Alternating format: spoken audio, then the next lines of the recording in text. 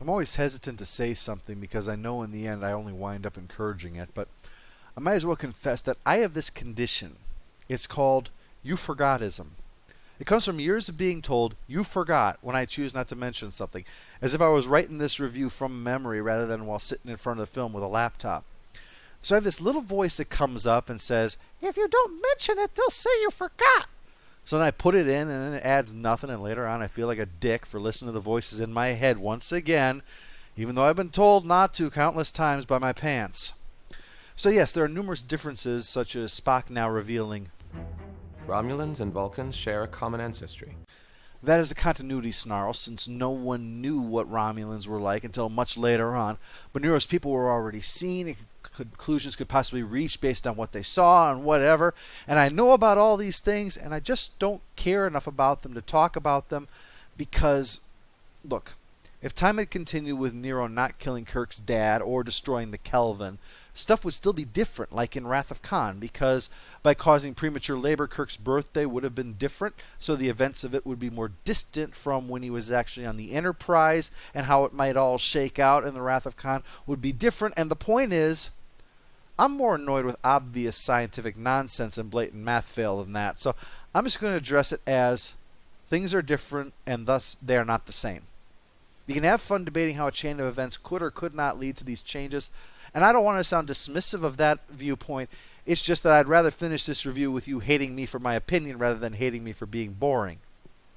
Spock talks with his father, and I guess what has him most upset is the fact that he is upset. Because once his dad essentially says, hey, it's okay to feel, son, he's right back on the bridge again to join in their plan, which is hopping in behind Saturn, beaming onto the enemy ship, and destroying the red matter so they can't blow up any more planets.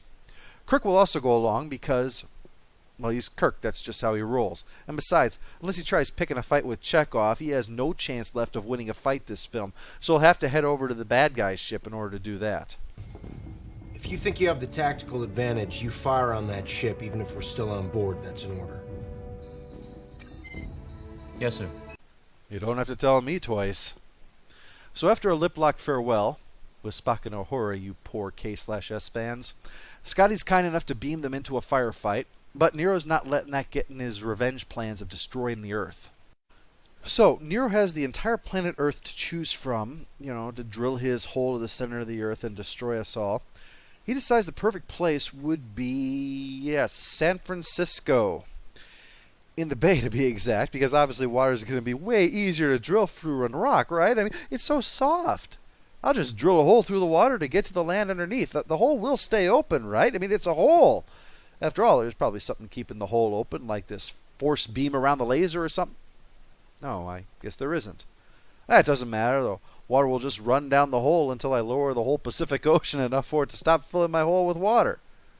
And then I just have to wait for my little doohickey thing to fall out of the sky, hit the water, and slowly sink for 4,000 miles until it finally gets to the core. I'll just spend a week sitting around waiting to destroy the Earth. That's fine. Of course, I could just point it at the land, but hey, why be practical when I'm seeking revenge, I love this whole thing is pretty much just a plot of perhaps the most kitsched episode of Doctor Who.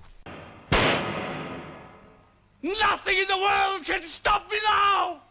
So Kirk and Spock find the jellyfish, and they put together a simple plan.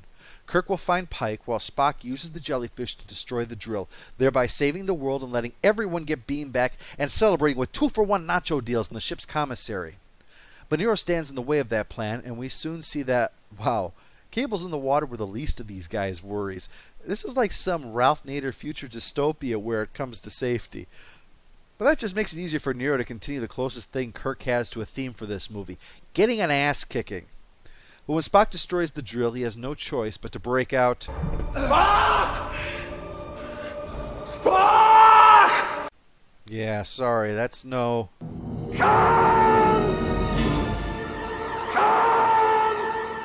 Not many actors can reach the level of utter ham it takes to do that with the Shatner conviction. No slight, Bana, it's just, it is what it is. So off he goes. Yeah, you better run. Yo. Bye. Okay, sometimes running is the best... I forget what I was just saying. Okay, let's see. What our hero has accomplished this film. Okay, shut off the laser drill, although that didn't matter because they would have shut it off anyway to drop their thingy into the hole. Okay, he rescued Sulu, but actually Chekhov rescued Sulu. All Kirk did was call for help on the radio. He did warn them about the ambush before reaching Vulcan. Now we're cooking. Okay. And he did manage to shoot some bad guys. I suppose that should count. Okay, I'd say he's at least up to the hero level of Chekhov and Sulu by now. Still, he manages to win a fist fight, although since he uses a gun, I'm afraid that the ass-kick streak is still alive, which is more than you can say for this guy, who once again obeys the rules of high-altitude deaths. You have to fall over the edge. Now Kirk's free to find Pike and save him, and Spock to set up a collision course with the jellyfish in time for Sulu and Chekhov to show up and start blasting them, Scotty to beam them to safety, McCoy to treat Pike, and Uhura to wear that kick-ass miniskirt. The red matter ignites, and if one drop will consume an exploding star, then a giant blob, well, you can imagine, tears open reality and allows Cthulhu, Sauron, four-sided triangles, and other horrible things to spill into the universe. Actually, no, none of that happens. It's just another black hole.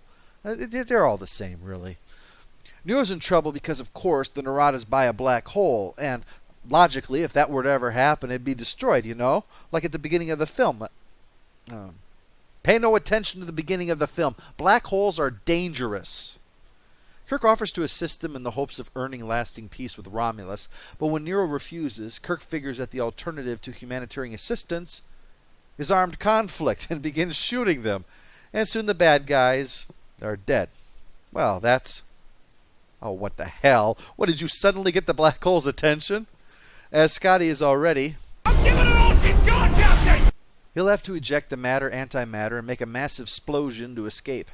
As Phil Plait pointed out, all this would actually do is vaporize them, but in a universe where nail polish can create singularities, it's more than enough in the escape. Spock gets a chance to meet other Spock, and then the universe collapses in a puff of logic. Of the new crew, Quinto is perhaps the strongest actor, so the scene does exactly what it needs to show the journey that Spock undertakes over the course of his life, so that the elder can advise the younger, to show that he has become comfortable with himself. He does not need to pretend to himself or to anyone else that he is not what he is, and young Spock seems to see that. He had planned to resign to help his people, but older Spock convinces him to do otherwise. His relationship with his Vulcan side has been complicated, embracing their ways and yet leaving his people, but willing to give up all of his desires for them if he feels that they could benefit. Spock primes assurance that he will be assisting them, removes the obligation, and allows Spock to do what feels right. And no, I didn't do a sex joke. Nah. This assembly calls Captain James Tiberius Kirk. With all the questionable things going on in this film, the science that doesn't work properly or even consistency with his own rules, the naming of a moon after another planet, the behavior of people that is hard to see as anything but foolhardy, this right here, this is just fucking stupid. Back home, we got a saying. If you're gonna ride in the Kentucky Derby, you don't leave your prize stallion in the stable. A curious metaphor, Doctor, as a stallion must first be broken before it can reach its potential. As I said earlier, Kirk needed time to become the man we know. That this Kirk managed to get them through a crisis is admirable, and demonstrate he has great potential, no question. But going directly from cadet to captain is a degree of ludicrousness that is simply unimaginable. The DS9 episode Valiant was actually about showing this very fact, which resulted in nearly every member of the crew being killed because of the cadet-turned-captain's mistake. You want to see the film end with him in the captain's chair? Well, wouldn't it fit in far more effectively if Kirk, here in his cadet uniform, receives his commendation, interrupted by a fade into a future shot of him in a red uniform, overlapping with one shot after another of him being decorated time and time again until he's in a gold uniform being given his captain's rank with the admiration for all he's accomplished in a scant 2, 3, 4 years, whatever you want to say. Instead, it looks like Starfleet's so screwed up after this Nero thing that they're promoting him just to put an ass in the seat. In more ways than one. Follow-up. Tough call, but I'm giving the annoying character to Nero, continuing the theme that when the Romulans are the villains, the bad guy stinks. We have an unsafe at any speed award for Nero's ship, which seems to be made with the specific intent of killing its own crew. Okay, if you are not already pissed off at me, the moment has now arrived. All scores are relative to their series, so this is a score relative to all of the Star Trek films ever done. Final score for Star Trek open bracket 2009 close bracket is 7 out of 10, putting it at about the same level as the other film where Spock travels through time, and pretty much for the same reasons. It's more about the fun factor. Obviously, Voyage Home was much more cerebral, and this is far more dependent upon action, but in any case, this film is fun, but obviously has numerous shortcomings. Kirk seems to be on screen a lot for a guy who has so little story to him. It's far more that of Spock, who seems the conscious choice after all. I mean, they cut so many of Kirk's scenes that didn't involve action trailer fodder, and gave more attention to Spock throughout. It gives the overall impression that the film doesn't have a story so much as a collection of stuff. And that's why I really can't rate it any higher. It works, but there's plenty of room for improvement, and hopefully we'll see that in the sequel. Finally, it was this time last year that we lost I would not presume to say good friend, but he was an extremely supportive individual. When I was still doing this only in text form and was working on Unity, he was always there offering his encouragement, and it really meant something to me. Sadly, he disappeared in New York on New Year's last year, and there's been no word ever since.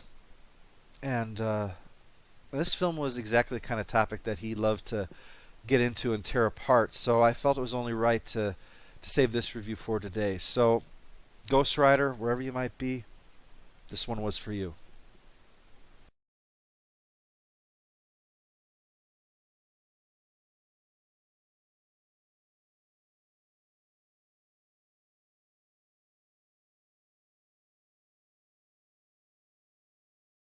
Well, I know that dog. What happened to it?